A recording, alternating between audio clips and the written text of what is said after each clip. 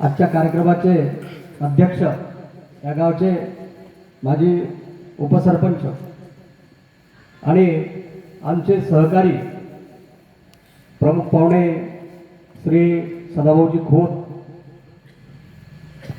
माझ्यासोबत यवतमाळवरून आलेले शेतकरी संघटनेचे महाराष्ट्र राज्याचे प्रमुख, विज्ञान आणि तंत्रज्ञान आघाडीचे ते प्रमुख आहेत श्री मिलिंद दामले आणि उद्योजक आघाडीचे श्री विजयभाऊ निवल. मित्र, शेतकरी तितुका एक एक.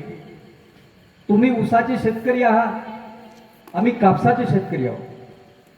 माझ्या जिल्ह्यामध्ये 5.5 लाख हेक्टरवर कापसाचं उत्पादन होते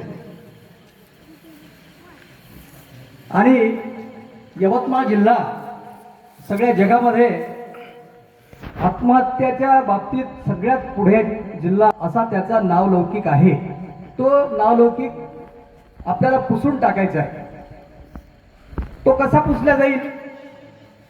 कापसाला भाव मिळाल्यानंतर पुसला जाईल का? नाही.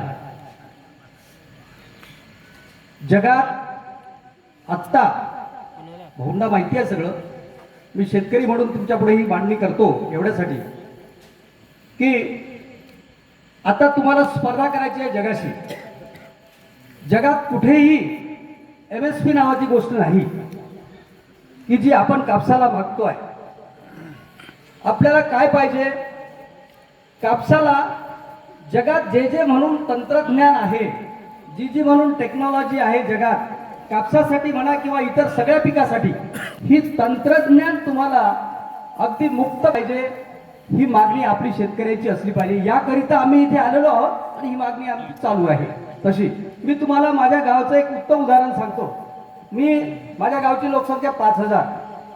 माझ्या गावामध्ये जवळपास 2,000 ते 2,500 हेक्टरवर कापूस लागतो आणि उर्वरित पिकं हे बाकीच्या क्षेत्रावर असतात.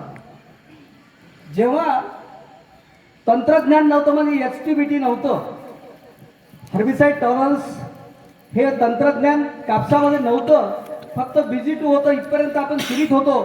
तोपर्यंत माझ्या गावामध्ये फक्त भाऊ 5,000 क्विंटल कापूस पिकायचा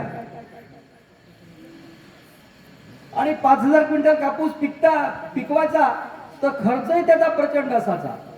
मध्यंतरी एका भाषणामध्ये मी गडकरी साहेबांचं एक भाषण ऐकलं. ते म्हणाले, मला 95 क्विंटल कापूस झाला आणि 90 क्विंटल खर्चात गेला. मग आता हे सगळी भानगड कशी मिटवायची? ही भानगड माझ्या गावामध्ये 100% लोकांनी ठरवलं की आम्हाला STBTच कापूस लावायचा. मागच्या 2 वर्षात माझ्या गावामध्ये STBT कापसाची लागवड ही आता संपूर्ण गाव, एकाही शेतकऱ्याकडे BG2 नाही, सगळं गाव STBT लावते. चमत्कार झाला तुम्हाला सांगतो. माझ्या गावाचा 5,000 क्विंटलचा कापूस 20,000 क्विंटलवर गेला. 20,000 क्विंटल माझ्या गावामध्ये कापूस पिकतो. बरं, दुसरा चमत्कार काय झाला? या तंत्रज्ञानामुळे शेतीचा खर्च कमी झाला. आमचा जो निंदणाचा खर्च होता, जो एकरी 25,000 ते 27,000 रुपयापर्यंत आम्हाला एकरी निंदाला खर्च लागत होता, तो आता फक्त 6,000 रुपयापर्यंत खाली आलेला आहे. म्हणजे आम्ही कापसाचं पीक घेतो, जास्तही उत्पादन काढतो, खर्चही कमी करतो.